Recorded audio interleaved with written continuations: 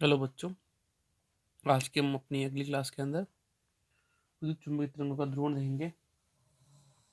विद्युत चुम्बकीय तरंगों का ध्रुवण, पोलराइजेशन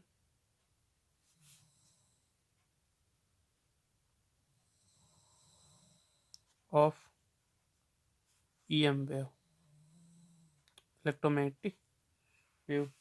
क्या होता है हमको पता है कि जो विद्युत चुम्बकीय तरंगें होती हैं इसके अंदर विद्युत क्षेत्र और चुंबकीय क्षेत्र संचरण दोनों एक दूसरे के लंबवत होते हैं। ठीक है, इसके लंबवत होते हैं। तो इसमें अपन को इसके संचरण के अंदर जो तल है, एक तो जैसे एक्स वाई तल के अंदर जो घटक है ई एक्स और ई वाई, इसमें किसी एक घटक को हटाना ही इसका ध्रुवण होगा एक तरह से। ठीक है, तो अपने पास में जो तरंगों के समीकरण होते हैं, समतल तरंगों के समीकरण, ठीक है ना, वो समतल तरंगों के समीकरण क्या रहेंगे? समतल तरंगों के समीकरण वो रहेंगे ई बराबर ई जीरो ई की पावर आयोटा के आर माइनस ओमेगा टी, और एच बराबर एच जीरो ई की पावर आयोटा के आर माइनस ओमेगा टी। ठीक है, अब क्या होता है कि एक रेख के समतल ध्रुवित तरंग को दो तरंगों के अलग, दो स्वतंत्र तरंगों के अध्यारोपण के कारण अपन मान सकते हैं। तो एक कोई हम कहेंगे कि एक कोई रेखीय समतल ध्रुवित तरंग है, तो उसको अपन दो रेखीय तरंगों के स्वतंत्र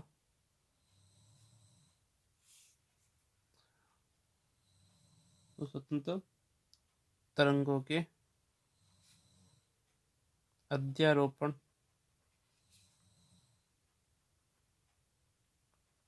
के कारण मान सकते हैं, माना जा सकता है। ठीक है, तो वो किस तरह से होगा? वो होता है ई बराबर, ये होता है आयोटा, जैसे आई कैप, उसको अपन लिखेंगे कुछ। तो यहाँ पे ई वाई, एक तो वाई एक्स का घटक हो गया ई जीरो वाई, प्लस एक जेड एक्स का घटक हो गया ई जीरो जेड ई और आयोटा के एक्स माइनस ओमेगा टी। ठीक है, तो जो ई वाई व ई जेड है वो क्या? वाई व जेड अक्ष के अनुदिश इकाई सदिश है। ठीक है, और इन्हें ध्रुवण सदिश के रूप में जिन्हें ध्रुवण सदिश भी कहा जाता है, ध्रुवण सदिश भी कहते हैं। ठीक है, अब जो इनके आयाम है, तो ई जीरो वाई व ई जीरो जेड, ये क्या इनके सम्मिश्र आयाम है। ठीक है, और किसी सम्मिश्र राशि को उसके किसी सम्मिश्र राशि के उसके वास्तविक व फेजर भाग के संयोजन के रूप में व्यक्त करते हैं। ठीक है, तो जो ई जीरो वाई है आयाम, उसको लिखेंगे राशि और उसके रूप में। ठीक है, और यहाँ पे भी अपन इसको लिखेंगे ई जीरो जेड और इसका आयाम के रूप में। ठीक है, अब ये जो ई जीरो वाई और ई जीरो जेड जो बता रखे ना, वो क्या है? वो इनके वास्तविक आयाम है। ठीक है, और इनके जो हल होंगे, जिनके दो स्वतंत्र हल क्या होंगे? दो स्वतंत्र हल इनको पर लिखेंगे ई वाई और ई जेड। ई वाई को लिखेंगे I cap Y, E zero की पावर वाई पावर आयोटा के X minus omega T plus alpha, और इसी के साथ में लिखेंगे ये जो I Z E zero Z E की पावर आयोटा के X minus omega T plus beta. ठीक है, अब ये जो दो स्वतंत्र हल है, इन दोनों के अध्यारोपण कारण जो परिणाम तरंग मिलेंगी वो क्या रहेगी। ठीक है, तो अगर अपन इन दोनों को अध्यारोपित करेंगे परिणाम तरंग क्या रहेगी, लिखेंगे अपन कि इन दोनों तरंगों के अध्यारोपण के कारण जो परिणामी तरंग है, परिणामी तरंग वो रहेगी ई बराबर E Y plus E Z. ठीक है, और ये अपन वैल्यू रख देंगे I cap Y E zero, ये कैप के अंदर है वाई ई की power iota alpha plus I cap Z E की power zero Z iota beta E की पावर आयोटा के एक्स माइनस ओमेगा टी। ठीक है, और जो ई रहेगा वो रहेगा I cap E zero Y plus I cap E zero Z. ठीक है, और ई आयोटा अल्फा नहीं beta minus alpha, beta minus alpha. ठीक है, इंटू ई की पावर आयोटा के X minus omega T plus alpha. क्या किया अपन ने, यहाँ पे अपन इस प्लस अल्फा को कॉमन लेके आए। ठीक है ना, जैसे इसको आप ऐसा समझ सकते हो, सिंपल सी बात है कि अपन ने इस पे किया क्या, इसमें तो कुछ नहीं किया, इसके अंदर अंश और हर के अंदर गुणा कर दिया। ठीक है ना, तो गुणा करेंगे तो अंश वाला तो आएगा कॉमन और हर वाला आएगा माइनस के अंदर पावर। ठीक है ना, ये देख समझना यहाँ पे, यहाँ पे अपन ने क्या किया, ऊपर नीचे ई की पावर आयोटा अल्फा से ऊपर नीचे गुणा कर दिया। ठीक है, तो गुणा करेंगे तो ये गुणा वाला भाग तो दोनों में से कॉमन चला जाएगा, तो जुड़ जाएगा प्लस अल्फा। ठीक है, आयोटा कॉमन नहीं है, जो नीचे वाला भाग है ऊपर आएगा तो क्या आएगा माइनस। ठीक है, तो ये अपन को इस डायरेक्ट लिखने का तरीका हुआ है ये। ठीक है, अब अपन इसके अंदर चलो मैं इसको वापस एक्सप्लेन करके बता देता हूँ। क्या किया कि alpha plus E Z E zero Z ई पर आयोटा बीटा अपॉन ई पर आयोटा अल्फा और ई पर आयोटा अल्फा से गुणा कर दिया इसको, और ये बाहर है ही है। अब मैं क्या कर दूंगा, इसमें से कॉमन ले लूँगा, ई की पावर आयोटा अल्फा कॉमन ले लिया तो रहेगा ये तो बाहर, अपन वाला आएगा ऊपर तो रहेगा माइनस, और बाहर गया कॉमन में तो के एक्स माइनस ओमेगा टी पहले से था, साथ में रहेगा प्लस अल्फा। ठीक है, तो ये अपने पास में ई की वैल्यू है। ठीक है, अब इसके अंदर अपन स्पेशल केस देखेंगे, इसके स्पेशल केस वो किस तरह से रहेंगे। पहली चीज़ क्या है कि यदि ई वाई और ई जेड समान कला में है तो अल्फा और बीटा इक्वल, अल्फा और बीटा इक्वल है तो, और इसका जो इनमें जो कलांतर होगा वो पाई का मल्टीप्लाई होगा। ठीक है, और जो कलांतर होगा वो पाई का पूर्णांक गुणांक होगा। ठीक है, जिसको बोल सकते हैं beta minus alpha equal to plus minus M पाई।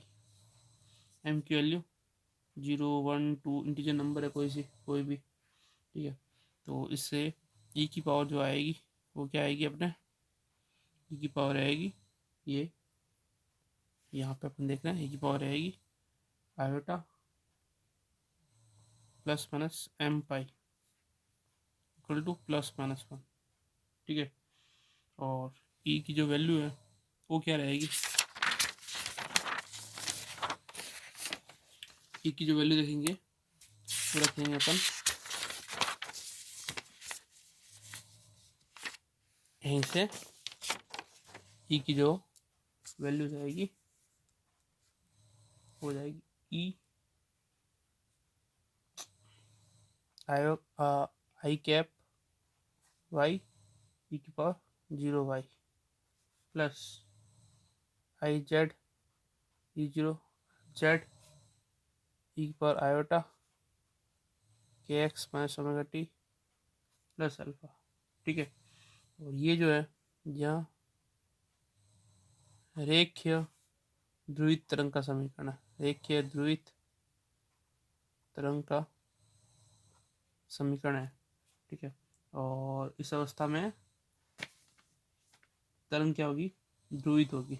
ठीक है, ध्रुवित होगी तो उसके जो ध्रुवण सदिश है वो इस तरह से दो कोण, मतलब दो घटक रहेंगे उसके, जैसे ये है थीटा कोण पर परिणामी तरंग, तो इसके एक तो वाई घटक और एक ही जेड घटक अपन ले रहे हैं। ठीक है, दूसरी चीज ये है ना, इसके साथ थीटा कोण बनाएगी। ठीक है, परिणामी ध्रुवण सदिश जो होगा।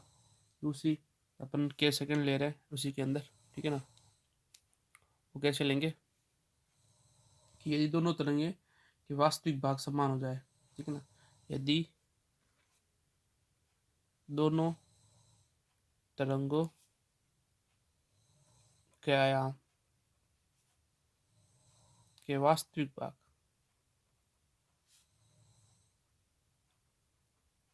समान हो जाए तो ई 0 वाई ई 0 जेड की वैल्यू क्या रहेगी, ई 0 की इक्वल रहेगी, परंतु बीटा माइनस अल्फा क्या रहेगा, plus minus N pi by 2 रहेगा। ठीक है, इस केस के अंदर क्या रहेगा कि जो एन की वैल्यू रहेगी वो रहेगी 1 3 5 ओड नंबर में रहेगी। ठीक है, ओड नंबर रहेगी तो ई की वैल्यू रहेगी plus minus iota N pi by 2 plus minus iota. ठीक है, और जो इसके वास्तविक भाग रहेंगे वो रहेंगे ई वाई ई 0 कोस के X minus omega T plus alpha और E Z E 0 sine omega T plus alpha. ये वास्तविक भाग रहेंगे इसके, इनका वर्क करके जोड़ेंगे, एक साइन का एक कोस का, E square Y plus E square Z करेंगे तो यहाँ वैल्यू क्या रहेगी, सिर्फ ई 0 स्क्वायर रहेगी। ठीक है, बाकी 1। ठीक है, और ये क्या है, ये एक वृत्त का समीकरण है। ठीक है, ये वृत्त का समीकरण है, यह वृत्त का समीकरण है। इस अवस्था में जो तरंग रहेगी वो वृत्त ध्रुवित रहेगी, और इस अवस्था में जो तरंगे है वह वृत्तीय ध्रुवित तरंगे हो जाएगी। ठीक है, जो थर्ड केस है वो थर्ड केस रहेगा दिग्वर्तीय तरंगों का।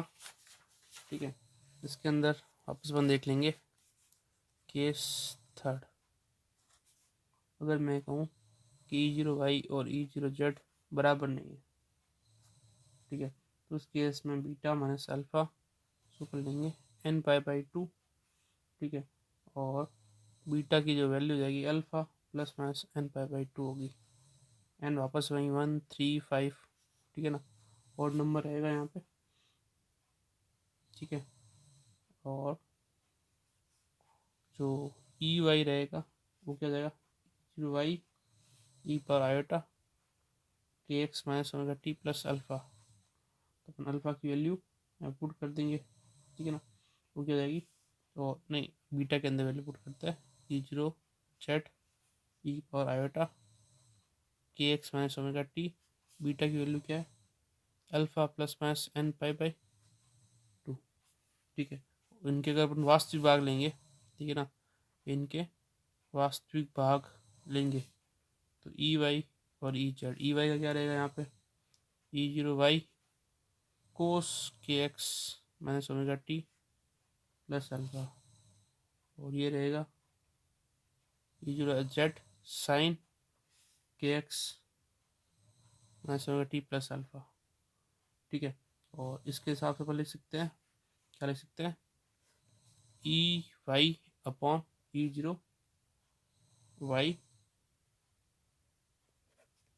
ई Y upon E zero Y बराबर कोस के X minus omega T plus alpha, और E Z upon E zero Z sine के X minus omega T plus alpha लिख सकते हैं। इन दोनों को वर्क करके जोड़ेंगे ना, वर्क करके जोड़ने पर E square Y E zero Y का whole square plus E square Z E zero Z का होल स्क्वायर, तो उसकी वैल्यू आएगी पर।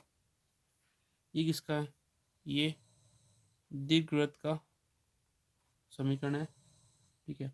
और इस अवस्था में जो दीर्घवृत्तीय जो मतलब दीर्घवृत्तीय ध्रुवीय तरंगे रहेगी, ठीक है।